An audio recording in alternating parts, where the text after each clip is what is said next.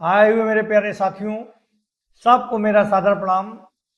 नित्य प्रतिदिन की तरह ज्ञान की चर्चा में आज आप लोगों के साथ फिर सम्मिलित हो रहा हूं और उम्मीद करते हैं कि हम सभी लोग इस तरह से आयोजित की जाने वाली ज्ञान की चर्चा से लाभान्वित हो रहे होंगे, लाभान्वित महसूस करते होंगे, अपने जीवन को बदल रहे होंगे या बदलने की दिशा में आगे बढ़ रहे होंगे। हमारा मानना है कि अगर हम लोग किसी भी चीज पे अपने पूरे मन को फोकस कर दें, कोई भी कार्य, कोई भी वस्तु, कोई भी विषय हो, अगर पूर्ण मन से फोकस करें तो उस विषय को समझने में मदद मिलती है और सफलता मिलती है। इसी तरह इसी उम्मीद साथ हम नित्य प्रतिदिन इस चर्चा को आगे बढ़ाते हैं, ज्ञान चर्चा को आगे बढ़ाते हैं। अलग विषयों पर आप लोगों के मध्य बात होती है और अपना पूरा प्रयास करते हैं कि अच्छा से अच्छा उस विषय को समझा सकें। और जब बार बार किसी विषय पर बात होगी, रोज आप लोगों के साथ विचार विमर्श होगा, तो हमारा भी ज्ञान बढ़ेगा, आपका भी ज्ञान बढ़ेगा और जीवन को एक सार्थक दिशा मिलेगी। क्योंकि आज की जो दुनिया है, जिसमें धन, यश, वैभव, मान सम्मान, ये सब दिखाई दे रहा है, ये इस जीवन की सच्चाई नहीं है।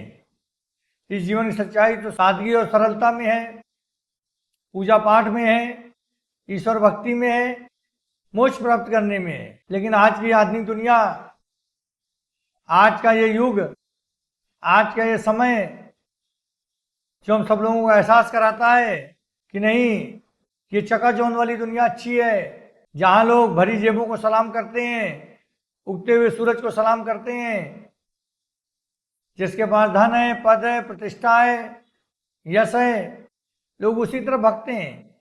अगर बहुत योग्य व्यक्ति एक छोटी सी जगह पर बैठ के अपनी बात कहे तो लोग नहीं सुनेंगे। बजाय उसके एक बेवकूफ व्यक्ति भी एक बड़ा सा महल बना के, एक खूब सारा दिखावा करके अपनी बात कहे तो लोग उसके यहाँ लाइन लगाएंगे सुनने के लिए कि ये युग का असर है। लोगों को चमकती चीजें अच्छी लगती हैं, बड़े लोग अच्छे लगते हैं, यशशाली, वैभवशाली लोग पसंद हैं। व्यक्ति की सच्चाई और सज्जनता वो नहीं समझ पा रहे। सीधे दिखने वाला व्यक्ति भी, बहुत साधारण कपड़ों में रहने वाला व्यक्ति भी, या बहुत छोटे से घर में रहने वाला व्यक्ति भी बहुत गुणवान हो सकता है।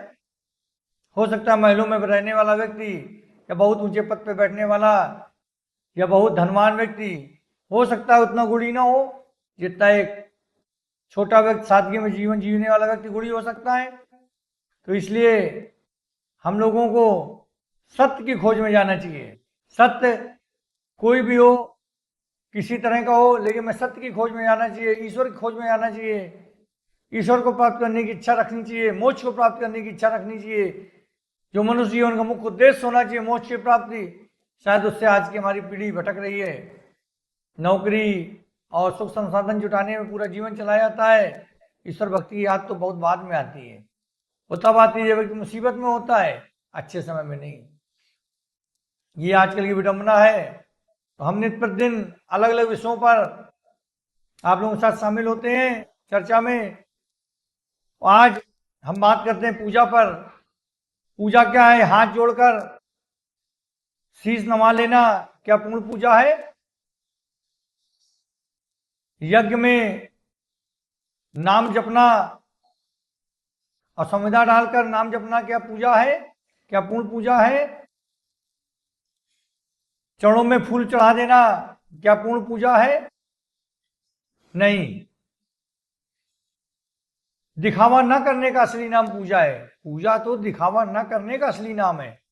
कर्म ही पूजा है, धर्म ही पूजा है, अपने आसपास बसे लोगों की सेवा करना ही पूजा है, अच्छे विचार ही पूजा है।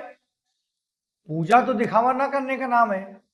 अच्छे कर्म पूजा है, अच्छा धर्म पूजा है, अपने आसपास बसे लोगों को मदद करना पूजा है, किसी की तकलीफ को देखकर अपनी तकलीफ समझना, उसकी तकलीफ का एहसास खुद को होना, ये पूजा है। असली पूजा तो ये है कि हम किसी की मदद करें, किसी के दुख में दुखी हो, किसी के दुख को बांटें,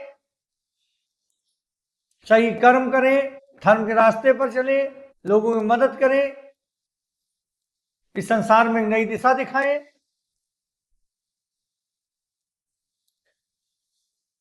तो असली पूजा तो ये है। और आजकल का जो आधुनिक समाज है वो इस पूजा को समझ ही नहीं पा रहा। उसे तो हाथ जोड़ लेना, फूल चढ़ा लेना, शीश झुका लेना, ये सब असली पूजा लगते हैं। पूर्ण पूजा नहीं हो सकते। पूर्ण पूजा है कि हम दूसरे की मदद करें, किसी जरूरतमंद की मदद करें, ये पूर्ण पूजा। कोई दुख में उसको दुख से उबारने का प्रयास करें, कोई समस्या में उसको समस्या से उबारने का प्रयास करें, अच्छे कार्य करें, अच्छे कर्म करें, ये असली पूजा है। तो आजकल हम लोग आने वाली पीढ़ियों को यही नहीं बता पा रहे कि सही व्यक्ति को क्या करना चाहिए, असली धर्म क्या है, असली कर्म क्या है, असली उद्देश्य क्या है। जब हम दिखा ही नहीं पा रहे रास्ता, तो आगे आने वाली पीढ़ियां और ये समाज कैसे का अच्छी रास्ता देखेगा। तो हमें पहले पूजा के महत्व को समझाना होगा, खुद को समझना होगा, आगे आने वाली पीढ़ियों को समझाना होगा, पूजा का सही मतलब समझ पाए। आजकल के समाज में लोग बहुत भटके हुए हैं। दृढ़ संकल्प ही सबसे बड़ा मार्गदर्शन होता है। आज इस पे भी थोड़ी बात कर लेते हैं कि दृढ़ संकल्प ही सबसे बड़ा मार्गदर्शक होता है, सबसे बड़ा मार्गदर्शन करता है दृढ़ संकल्प। जैसे पतंगा जब दीपक पर अपना सर्वस्व निछावर करने की ठान लेता है तो केवल एक ही चीज उसका मार्गदर्शन कर सकती है, वो क्या है? दीपक की लौ और उस पर मर मिटने की इच्छा। अगर जब पतंगा अपना सर्वस्व निछावर करने की ठान लेता है दीपक की लौ पर, तो उसका एक ही चीज मार्गदर्शन कर सकती है, या तो स्वयं दीपक की लौ या फिर मर मिटने की इच्छा। फिर यही उद्देश्य उसका पूर्ण जीवन बन जाता है, यही उद्देश्य उसका पूर्ण जीवन बन जाता है। उसके मन में जिस संकल्प ने जन्म लिया है, यही संकल्प उसका मार्गदर्शन करेगा। जैसे कोई व्यक्ति, कोई लड़का अगर डॉक्टर बनने की सोच ले, तो डॉक्टर बनने का संकल्प ही उसको डॉक्टर बनने तक ले जाएगा, यानी उसका संकल्प ही उसका मार्गदर्शन बनेगा। कोई वकील बनने का सोच ले, तो ये संकल्प को वकील बनने को उसने ठान लिया, तो वकील बनने का संकल्प ही उसका मार्गदर्शन करेगा। कोई चोर बनने को ठान ले, तो चोर बनने का संकल्प जो उसने लिया, यही उसका मार्गदर्शन करेगा, यानी यही उसके अंतिम लक्ष्य तक ले जाएगा। जैसे पतंगा अगर दीपक पर अपना सर्वस्व निछावर करने की ठान लेता है, तो उसका मार्गदर्शन क्या करता है? केवल दीपक की लौ या उसकी मर मिटने की इच्छा। तो यानी जो संकल्प वो मन में, जो भी व्यक्ति जो संकल्प अपने मन में ठान लेता है, वही संकल्प उसका मार्गदर्शन करता है। जो बनने को जो ठान लेता है, वही बनने की इच्छा उसको उसके मुकाम तक ले जाती है। उस संकल्प के अतिरिक्त कोई और उसका मार्गदर्शन कर ही नहीं सकता। भाई अगर कोई डॉक्टर बनने ठानेगा, तो डॉक्टर बनने जो उसने संकल्प लिया है, यही तो उसका मार्गदर्शन करेगा, और तभी इसी रास्ते से डॉक्टर बनेगा। कोई और संकल्प उसका मार्गदर्शन कैसे कर सकता है? ये संकल्प ही उसका मार्गदर्शन करेगा। अगर चंद्रमा उदित न हो, तो अंधियारी रात के यात्रियों को कैसे पता चलेगा उन्हें किस दिशा में जाना है? अगर चंद्रमा उदित ही न हो, तो अंधियारी रात्रि में जो यात्री चलते उनको कैसे पता चले उनको किस दिशा में जाना है? जैसे नारायण भगवान नारद मुनि से कहते हैं कि आपने चंद्रमा बनकर ध्रुव का मार्गदर्शन किया, ये बहुत कठिन कार्य था, केवल आप ही कर सकते थे, क्योंकि सच में सबसे अच्छे मार्गदर्शक आप ही हैं। तो किसे क्या बनना है, इसका मार्गदर्शन कोई ना कोई तो करता है। हर व्यक्ति को कोई ना कोई मार्गदर्शन जरूर करता है, उसे क्या बनना है। माता पिता करें, गुरु करें, समाज में कोई करे, दोस्त करे, जो भी करे, भाई करे, बहन करे, हर व्यक्ति को कोई ना कोई मार्गदर्शन जरूर देता है, तभी वो बन पाता है जो उसे बनना होता है। तो मार्गदर्शन सदैव कोई न कोई किसी न किसी का जरूर करता है। क्रोध का प्रदर्शन तो लोग अपनों से ही करते हैं। जैसे कोई माँ अपने बच्चों से ही क्रोधित होती है, क्यों? उन्हें बहुत प्यार करती है। क्रोध का प्रदर्शन लोग अपनों से करते हैं। अगर माँ अपने बच्चों से क्रोधित होती है, क्रोध का प्रदर्शन करती है, क्रोध को बरसाती है, तो क्यों? क्योंकि बच्चों से बहुत प्यार करती है।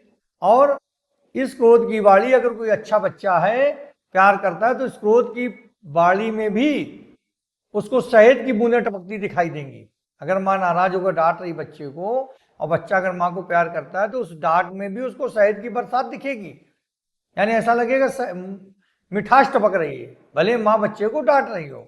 ममता ही चिंता का दूसरा नाम है। जो जिसको प्यार करता है उसी के लिए चिंता करता है, और जो जिसको चाहता है उसी से क्रोधित होता है। पत्नी का अर्थ क्या होता है? पत्नी वो होती है जो हंसते हुए अपने मायके को छोड़ देती है, हंसते हुए अपने मायके की यादों को छोड़ देती है, अपने पिता की गोद, माँ की ममता, भाई का साथ और सारी यादें छोड़ देती है। सच में पत्नी का क्या मतलब है? पत्नी जो सही वास्तव में जो पत्नियां होती हैं, वो क्या होता है, हंसते हुए अपने मायकों को छोड़ देती है, अपनी मायके की यादों को छोड़ देती हैं, पिता की गोद, माँ का प्यार, भाई का सहारा, और वो समस्त दुनिया छोड़ देती हैं जहां से पलती पड़ती बड़ी होती हैं, जहां से उनको जीवन का आकार मिलता है, जीवन का ज्ञान मिलता है।